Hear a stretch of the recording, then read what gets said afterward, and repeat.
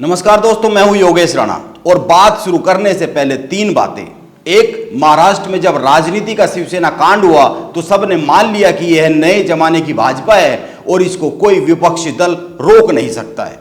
और नंबर दो, जब राष्ट्रपति और उपराष्ट्रपति चुनाव में विपक्ष एकदम बिखरा हुआ और नकारा साबित हुआ तो यह मान लिया गया कि यह नए जमाने की भाजपा है, इसको कोई विपक्ष का कोई भी धुरंधर नहीं रोक सकता है। और नंबर तीन, अब बिहार में नीतीश कुमार कांड हुआ तो एक झटके में यह मान लिया गया कि यह नीतीश कुमार का विपक्ष है और अब भाजपा की उल्टी गिनती शुरू हो चुकी है। अब भाजपा को डूबने से कोई नहीं बचा सकता है क्योंकि विपक्ष को प्रधानमंत्री पद का उम्मीदवार तक मिल गया है। यह मैं नहीं कह रहा हूं, इन तीनों घटनाओं के बाद और घटनाओं के वक्त की मीडिया रिपोर्टिंग और राजनीतिक पंडितों के इस दौरान लिखे गए लेख पढ़ लीजिए। और इन्हीं राजनीतिक पंडितों की बातों को बीच में रखते हुए दो सवाल बनते हैं। एक, क्या सचमुच बिहार की उथल पुथल का देश की राजनीति पर बड़ा असर पड़ने वाला है? और दो, क्या बिहार में जो कुछ हुआ है उसके पीछे कहीं पर कांग्रेस का कोई प्लान काम कर रहा है? क्योंकि इसको लेकर भी कई दिनों से कई सारी मीडिया रिपोर्ट आ रही है कि नीतीश कुमार ने पूरे क्रियाक्रम को रचने से पहले सोनिया गांधी से कई बार बात की है। क्या सचमुच भाजपा को कोई बहुत बड़ा नुकसान होता हुआ दिख रहा है?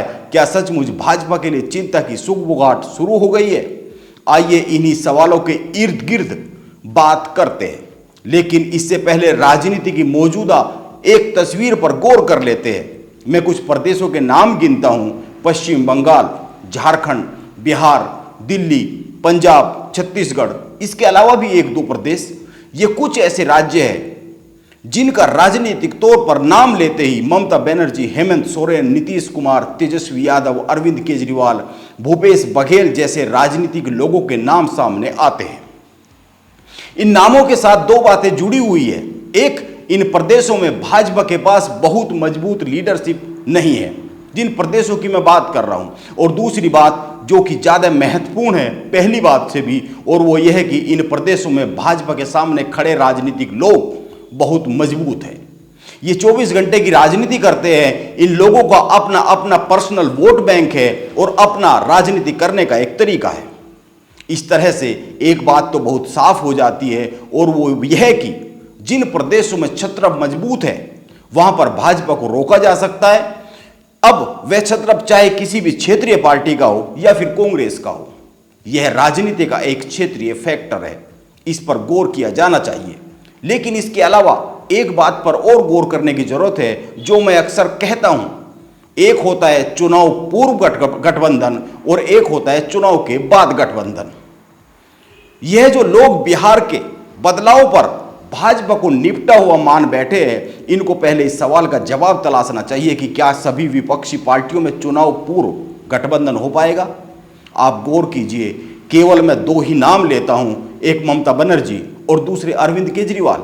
मैं इन नामों का जिक्र इसलिए कर रहा हूं क्योंकि आज विपक्ष की एकजुटता की कल्पना पूरी तरीके से इन दोनों के बगैर नहीं की जा सकती है। ममता ने खुद को कांग्रेस से दूर कर लिया है। आप राष्ट्रपति और उपराष्ट्रपति चुनाव की प्रक्रिया को देख लीजिए। और दूसरे है अरविंद केजरीवाल, उनका तो कांग्रेस के साथ राजनीतिक तालमेल ही नहीं बनता है। वो तो पैदा ही हुए हैं कांग्रेस के विरोध की राजनीति से, भ्रष्टाचार के विरोध की राजनीति से, गांधी परिवार के विरोध की राजनीति से। और उनकी राजनीति की लाइन न भाजपा को मैच करती है और न कांग्रेस को मैच करती है। वो एक अलग ही राह पर है और इसीलिए इन सब बाकी दलों के मुकाबले कांग्रेस के भी अगर कुछ मायने में तुलना की जाए तो ज़्यादा तेजी से बढ़ते हुए दिख रहे।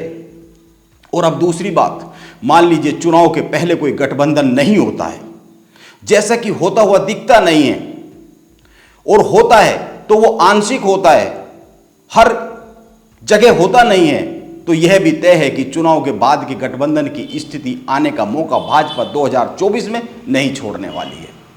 यानी भाजपा को चुनाव पूर्व गठबंधन से ही नुकसान पहुंचाया जा सकता है, यह एक साफ सी बात है। इसीलिए मैं ये मानता हूं कि नीतीश कुमार के बिहार कांड से राष्ट्रीय राजनीति में बहुत ज़्यादा कुछ नहीं बदला है। बस बिहार में भाजपा की स्थिति चिंता में आई है। इसको पूरे देश की राजनीति को नज़र में रखकर देखना बहुत ही नादानी है। अंत में एक और बात, आज कहा जा रहा है कि भाजपा अपने सहयोगियों को खा रही है। आप एक बात को समझिए, देश में कांग्रेस की धीरे धीरे कमजोर होती राजनीति के कारण क्षेत्रीय पार्टियों का जन्म हुआ। इसके बाद भाजपा के सत्ता में आने से पहले ही कांग्रेस ने कई पार्टियों के साथ गठबंधन करना शुरू किया और भाजपा के सत्ता में आने के बाद भी किया, और इन क्षेत्रीय पार्टियों ने धीरे धीरे कांग्रेस के वोट बैंक को अपना कर लिया, कब्जा कर लिया। अब भाजपा के हाल पर आते हैं। भाजपा ने सत्ता में आने से पहले अपनी जरूरत के हिसाब से और बाद में भी अपनी जरूरत के हिसाब से क्षेत्रीय पार्टियों के साथ गठबंधन किया, लेकिन क्षेत्रीय पार्टियां भाजपा को नुकसान नहीं पहुंचा पा रही है, बल्कि भाजपा ही उनको अपने से सटाकर उनका वोट बैंक खा जा रही है। आप गौर कीजिए, शिवसेना, अकाली दल, एलजेपी, एआईएडीएमके, पीडीपी और भी कई सारी छोटी छोटी पार्टियां, यह कांग्रेस और भाजपा की राजनीति के अंतर को समझने की जरूरत है। और यह भी साफ सी बात है कि राजनीति सत्ता में बने रहने और सत्ता में आने के लिए की जाती है, अपने वोट बैंक के विस्तार के लिए की जाती है। इसीलिए आप खुद ही बताइए, भाजपा की राजनीति अच्छी है या फिर अपनी राजनीति से बेजान पड़ी कांग्रेस की राजनीति अच्छी है? इसीलिए महाराष्ट्र की राजनीति को उथल पुथल और राष्ट्रपति और उपराष्ट्रपति चुनाव के समय भाजपा को विजेता बताने वाले और अब नीतीश कुमार की चोट पर भाजपा को निपटा हुआ बताने वाले, निपट जाने की स्थिति में आने की बात करने वाले, यह समझे कि अभी लोकसभा का चुनाव बहुत दूर है और उस समय तक इस तरह की न जाने कितनी घटनाएं देखने को मिल सकती है। मेरे कहने का मतलब यह है कि बिहार के सियासी तख्ता पलट को बिहार तक ही सीमित कर देखने की जरूरत है। अभी उसके देश भर में पड़ने वाले असर के लिए इंतजार करना जरूरी है। और आखिरी में रही बात भाजपा के लिए बड़ी चिंता की सुगबुगाहट की, तो आप समझिए भाजपा को उस समय तक बहुत ज़्यादा चिंता में नहीं माना जा सकता है जब तक कांग्रेस के पक्ष में देश में माहौल ना बनना शुरू हो जाए। यह एक बहुत ही गहराई से समझने वाली बात है। नमस्कार, आप बने रहे मेरे साथ।